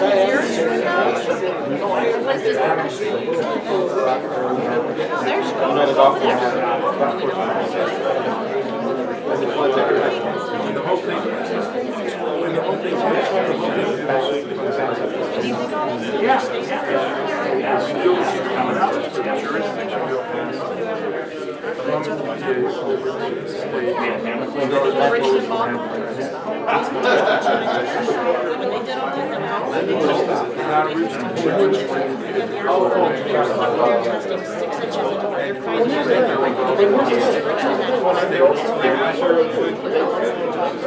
My choice is this part of should go back home.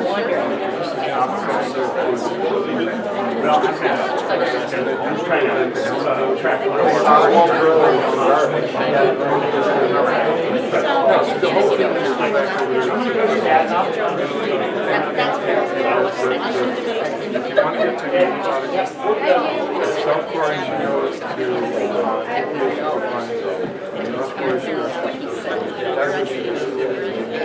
My kids are seriously. Yeah, until they test that. No one's Something that's